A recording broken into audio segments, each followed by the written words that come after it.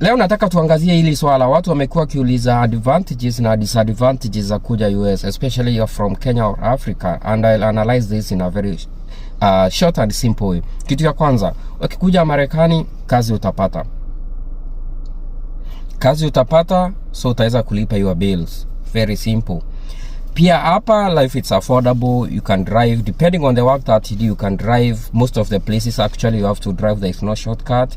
Na life inakuwa rahisi. Unaweza kuwa una save pesa kidogo kidogo pia ukituma nyumbani, ambayo kulingana na mahali umetoka, especially Kenya, ni ngumu sana kufanya hizo vitu. You will need more money to do that. Na pia hapa kupata kazi ni rahisi, ambayo kama kule nyumbani kupata kazi mambo ngumu sana. Sawa. Hapa pia kuna fairness when it comes to work. As long as you're qualified, you get work. Back in the country, lazima utoe kitu kidogo. Unaona?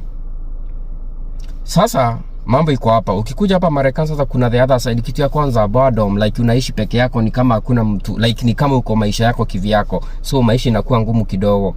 Pia usisahau kila kitu hapa, vitu nyingi wanapeana na mkopo, so maisha yako hapa kama uko careful utaishi maisha yako kulipa mikopo. Mikopo si mbaya as long as uko na do unaweza lipia mikopo, hiyo si issue.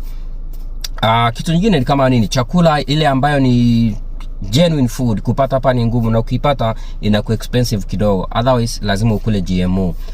Kitu nyingine ni madawa. Pale Kenya unatoka unaenda chemist unanunua antibiotics zako, unaenda unakunywa, unamaliza dose, unapona. Hapa mtu wangu antibiotic huwezi pata. Hiyo naona kuhakikishia. Mpaka uende kwa daktari ya kuandikia, otherwise huwezi enda popote tu ukapata. Huwezi enda Walmart, huwezi enda popote ukanunua antibiotics. Na ina make life kuwa ngumu, especially kama ulikuwa unajua nilikuwa na kwa hivi nikikunywa Moxil inaisha. Sasa Moxil hakuna.